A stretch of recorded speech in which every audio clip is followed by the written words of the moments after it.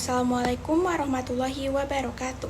Saya Nanda Alia Pratiwi dengan NIM 23042183 akan menjelaskan materi mengenai sumber-sumber hukum administrasi negara di Indonesia disertai dengan contoh studi kasusnya. Jadi, apa itu sumber hukum? Sumber hukum adalah segala sesuatu yang dapat menimbulkan aturan hukum dan juga tempat ditemukannya aturan hukum itu sendiri. Lalu, ada sumber hukum administrasi negara yang terdiri dari dua.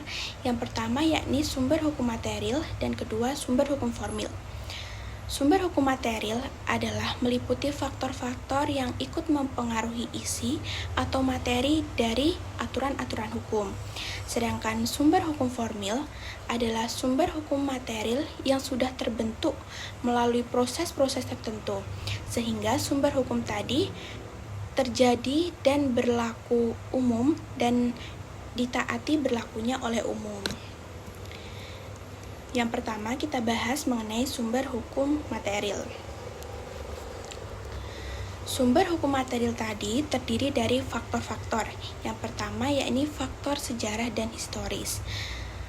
Terdiri dari undang-undang dan sistem hukum tertulis yang berlaku pada masa lampau di suatu tempat. Dan juga dokumen-dokumen, surat-surat, serta keterangan lain dari masa lampau. Nah, undang-undang dan sistem hukum tertulis yang berlaku pada masa lampau lebih penting bila dibandingkan dengan dokumen serta surat-surat dan keterangan lain. Sebab, undang-undang dan sistem hukum tertulis itulah yang merupakan hukum yang betul-betul, sedangkan dokumen, surat-surat, dan keterangan lain hanya bersifat mengenalkan hukum yang berlakunya pada masa lampau. Yang kedua yaitu faktor sosiologis atau antropologis. Nah, faktor ini menyoroti lembaga-lembaga sosial sehingga dapat diketahui apa yang dirasakan sebagai hukum oleh lembaga-lembaga itu. Berdasarkan pengetahuan dari lembaga-lembaga sosial itu, dapat dibuat materi hukum yang sesuai dengan kenyataan-kenyataan yang ada dalam masyarakat. Dengan kata lain, secara sosiologis, sumber hukum adalah faktor-faktor dalam masyarakat yang ikut menentukan materi hukum positif. Contohnya yakni pandangan ekonomis, agamanis, dan psikologis. Selanjutnya kita bahas mengenai sumber hukum formil. Sumber hukum formil ini terdiri dari 5. Yang pertama yakni undang-undang. Undang-undang yang dimaksud sebagai sumber hukum formil hukum administrasi negara adalah undang-undang dalam arti material atau undang-undang dalam arti yang luas. Yang dimaksud dengan undang-undang dalam arti materi itu adalah setiap keputusan pemerintah yang berdasarkan materinya mengikat langsung setiap penduduk pada suatu daerah. Dengan demikian, yang dimaksud dengan undang-undang dalam arti material adalah semua peraturan perundang-undangan dari tingkat yang tinggi sampai tingkat yang rendah, yang isinya mengikat setiap penduduk.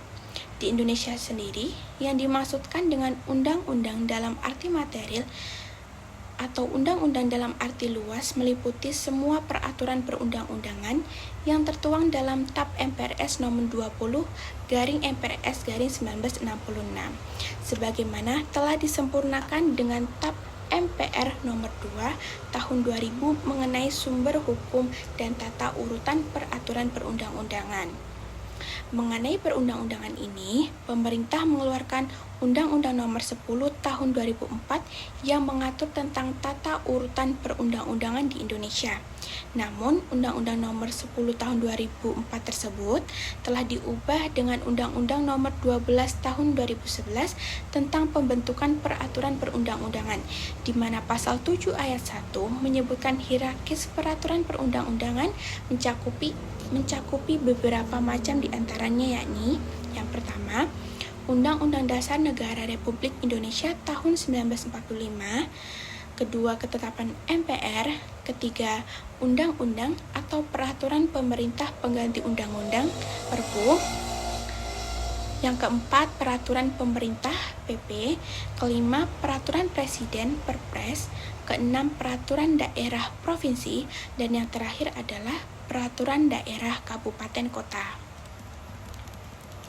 Selanjutnya yaitu sumber hukum formil dalam bentuk kebiasaan atau praktek alat tata usaha negara. Alat administrasi negara mempunyai tugas melaksanakan apa yang menjadi tujuan undang-undang dan menyelenggarakan kepentingan umum. Di dalam rangka melaksanakan tugasnya, alat administrasi negara menghasilkan atau mengeluarkan keputusan-keputusan maupun ketetapan-ketetapan guna menyelesaikan suatu masalah konkret yang terjadi berdasarkan peraturan hukum, yakni undang-undang dalam arti yang luas atau undang-undang dalam arti material, di mana ini abstrak sifatnya.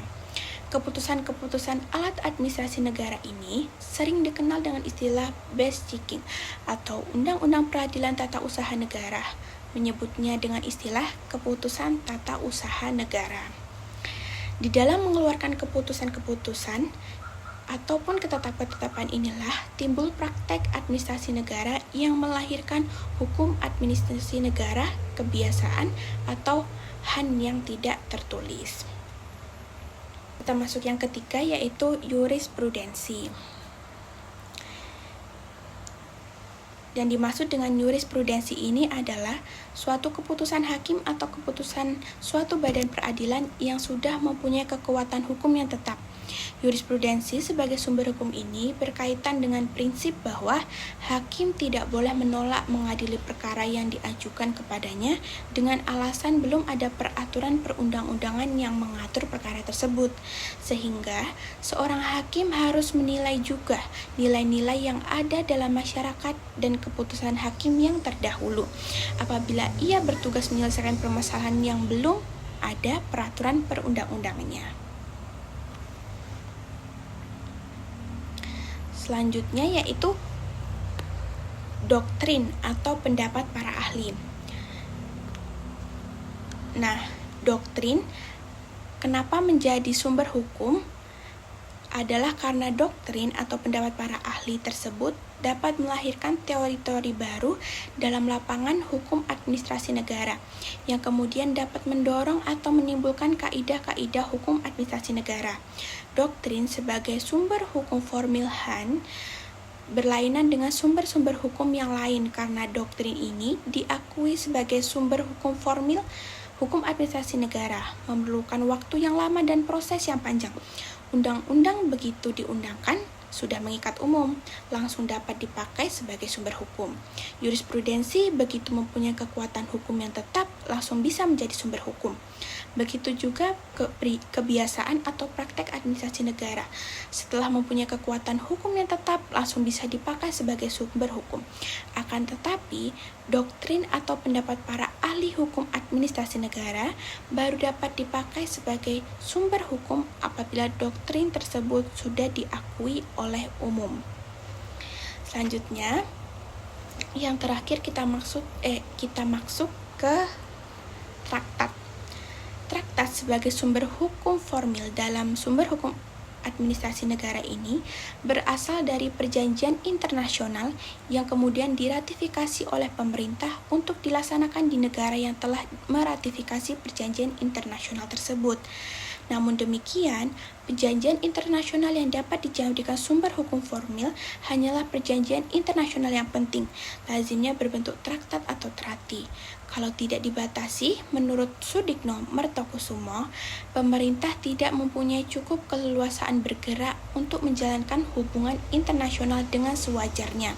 Apalagi untuk berlakunya traktat di suatu negara ini, diharuskan mendapatkan persetujuan terlebih dahulu dari wali-wali rakyat. Baiklah, itulah pembahasan mengenai apa itu sumber hukum material, sumber hukum formil, dan juga bagian-bagiannya. Selanjutnya, saya akan memaparkan mengenai studi kasus yang berkaitan dengan bagaimana sumber hukum dalam menyelesaikan sengketa pemilu.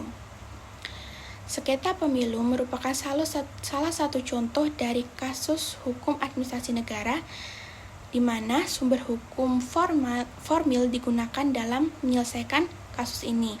Contohnya itu penggunaan Undang-Undang Pemilu, yakni Undang-Undang Nomor 7 Tahun 2017 tentang Pemilihan Umum. Ada juga Peraturan Bawaslu yakni nomor 18 tahun 2017 tentang tata cara penyelesaian sengketa proses pemilihan umum, dan juga peraturan Bawaslu nomor 5 tahun 2019, di mana ini merupakan perubahan ketiga atas peraturan Bawaslu nomor 18 tahun 2017 tentang tata cara penyelesaian sengketa proses pemilu. Sumber hukum formal ini digunakan dalam penyelesaian sengketa pemilu memiliki peran yang sangat penting dalam menjamin terselenggaranya pemilu yang demokratis, jujur, dan juga adil. Dengan adanya peraturan perundang-undangan yang jelas dan rinci, diharapkan dapat minimalisir terjadinya sengketa dan memberikan kepastian hukum bagi seluruh pihak yang berkepentingan dalam penyelesaian pemilu. Itulah contoh studi kasus dari bagaimana sumber hukum digunakan dalam penyelesaian sengketa pemilu. Sekian penjabaran materi dari saya. Mohon maaf atas segala kekurangan. Saya akhiri. Wassalamualaikum warahmatullahi wabarakatuh.